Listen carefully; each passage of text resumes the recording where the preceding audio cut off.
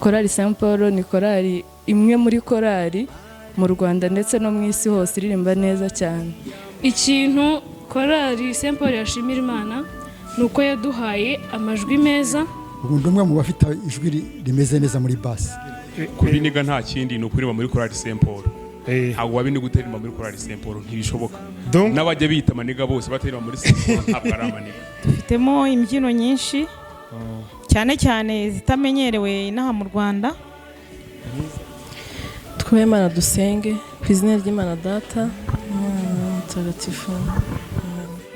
Abakurikiye Mane Dukunda Media ndabasuje cyane ni Denis Nizeyimana Nyituriki aba ni njyewe president wa Chorale Saint Paul ekora ubutumwa hano Kicukiro ndabasuje cyane. Urakoze cyane. Niwe president? Ni njyewe. Wow. Hari amakuru twumvise yuko mufite concert muri gutegura nibyo? Makuru niyo ni impamo. Watubwira iki muri make wabwira abakunzi ba Mane Dukunda Media bijyanye n'iyo concert? Ino concert rero ni concert ni imwe muri concert ngaruka mwaka zitegurwa na Chorale Saint Paul. Iyo ngubu rero izaba ku itariki 11 z'ukwa 12 hariya hahoze ari kan Kigali cyangwa se tubyite kan Kigali guhera saa 12 igitaramo kizaba gitangiye. Ayo makuru rero niyo mpamvu mwasaba turi kwitegura iki gitaramo n'ubundi. Kwinjira n'ubuntu cyangwa bimeze bite? Kwinjira ni nk'ubuntu, si ubuntu ariko ni nk'ubuntu. Umva nk'ubu aha hari bitanu, 5,000 hakaba 10,000 na VIP 25,000. Urumva ko rero nk'umuntu ukunda umuziki cyangwa se ukunda Chorale Saint Paul, umuntu ushaka kuzabona ubwiza bw'umuziki akabona Saint Paul muri bagimenyereye kuri korali igira udushya twinshi cyane buri gihe izari nshya iratungurana. Rero nk'abantu bashaka kubona udushya twinshi cyane bashaka gutungurwa bakaryoherwa bakidagadura bagasohokana n'imiryango yabo bakishimana bagasoza umwaka neza, abo baratumiye bose kandi ayo mafaranga n'amafaranga make ya ku muntu nyine ushaka kubona ibyo ngibyo byose ubona ugiye gushaka ikiguzi ntabwo wakibona. Wow, akoze cyane nanjye nzaba nicaye imbere. Okay, ubwo tuzatureba. Urakoze president. Urakoze cyane. Hari umumama ndi kubona hari. Murakoze. Nitwira Dukunda Delphine. Nkaba ndi umuririmbyi muri Chorale Saint Paul Kicukiro mu ijwi rya Ruto. Kandi nkaba ndi na secrétaire. Uri secrétaire. Uguza amabanga menshi ajyanye n'iki gitaramo. Ndayajejwe. Wow. None se ko hari nandi makorali menshi numvishe ngo ari gutegura concert, mwebwe ni igiki cy'umwihariko mufite ku buryo nyine abantu twabatumira koko tukavuga bati bazaza umwihariko abandi nyine? Umwihariko turawufite si umwe ni myinshi. Turabararikira kuzaza kugira ngo murebe uwo mwihariko.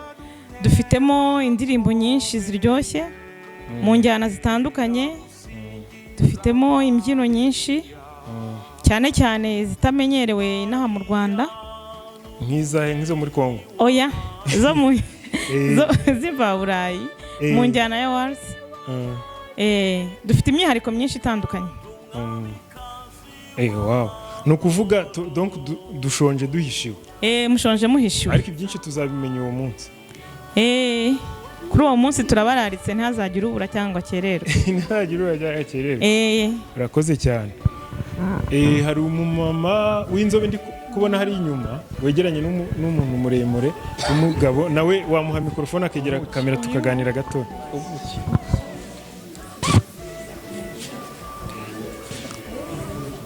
Egera imbere.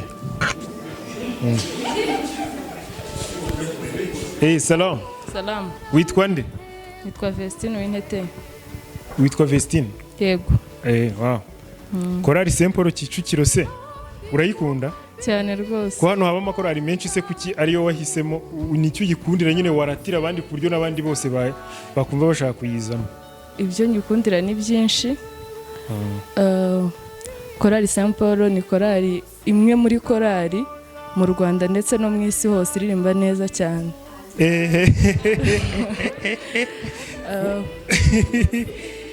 Irusha izindi zose cyane. Kongera umva hari korali bavuga ngo ni korali do Kigali ngo irusha izindi murayirusha? Ntabwo nyizi niyo mpamvu.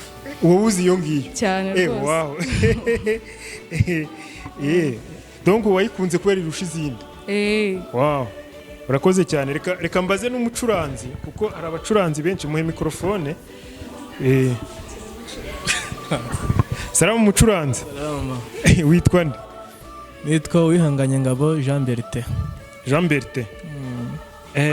Concert se wowe ugeze wayiteguye ute? Chorale Saint Paul iratwika dusanzwe tuyizi. Ugezeho byiteguye ku buryo utazabavangira. Wose urabona concert ararangiye? Concert ararangiye kera. Ni nkaho yarangiye. Ibisigaye mutegereze umunsi wa nyuma. Concert twageze kure twitegura kandi bimeze neza. Umunsi wa nyuma.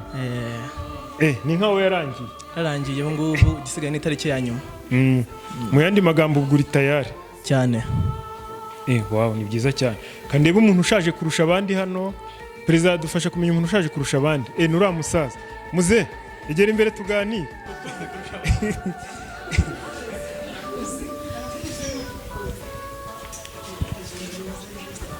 Kristo Yesu akuzwe muze. Iteka ryose. Mwatangira mwibwira abakurikiye Mana Dukunda Media. Hano muri kora ubundi nitwa Muzehe Nzaramba Justin. Witwa Muzehe? Bakira na Muzehe. Noneho kuba navuze ko ushaje ntago nibeshye. Oya ntago wibeshye ariko ntago ushaje ku buryo ngenda ngo ubundi umwe mu bafite ijwi rimeze neza muri bass. Narinze kera abyo myaka nka 45. 40 uririmba cyangwa 50. Aba basore niwe babikesha kuririmba neza kuriye. Ubusanzwe ariko hari ibyo bandusha by'ubu ngubu. Ariko ngakurikira. Wow. Ntacyo umuganda wawe warawutanze. Urakoze muze. Kubiniga nta kindi ni ukuririmba muri Chorale Saint Paul. Ntabwo wabindi guteririmba muri Chorale Saint Paul ntibishoboka. N'abajya bita amaniga bose bateririmba muri Saint Paul ntabwo ari amaniga. Wow, iniga ziririmbira Imana zose ubikomoka muri Saint Paul. Umuntu ugomba kubiniga abarimba muri Saint Paul. Umusore wese wumva yuko afite impano kandi afite icyo ashoboye mu kuririmba naze muri Chorale Saint Paul nibwo azabiniga. Bitaye ibyo ngibyo ntabwo azabiniga.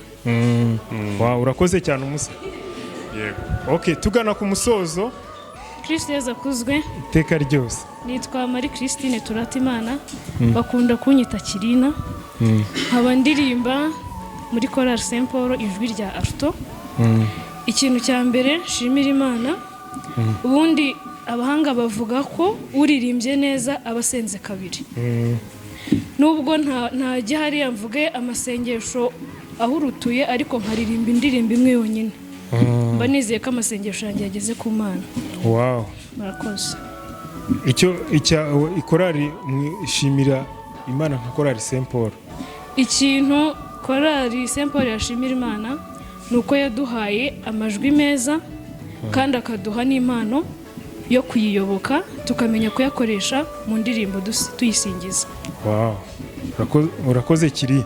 Murakoze nawe. Wow, ugiye kudusengera ari he? Twe Imana dusenge ku izina ry'Imana Data Mutagatifu. Nyagasani Imana yacu turagushimira. Tugushimiye ko waduhamagariye gukora umurimo nk'uyu. Turagushimiye kubw'impano zitandukanye wagiye urema muri korali yacu. Turagushimiye ko waduhaye imbaraga zo kuza kugusingiza uyu munsi.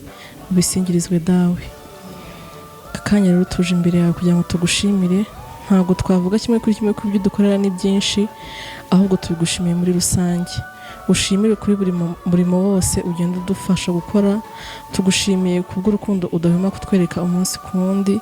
Tugushimiye ko twaguriye korali kandi twese ukaduha urukundo.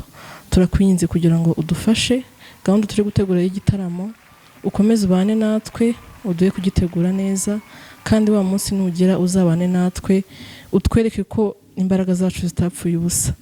Bana natwe muri byose, gahunda dufite zakora zose tuzishyize mu maboko yawe, abari wowe uziyobora. Tubigusabye kubwa Yesu Kristo umwami wacu. Ndakuramutsa Mariya, ujine muhorana n'Imana, wahebuje abagore bose umugisha, na Yesu umwana wabyaye arasingizwa. Mariya mutagatifu umubyeyi w'Imana, urajya udusabira tw'abanyabyaha kuri ubu n'igihe tuzapfira. Amen. Ku izina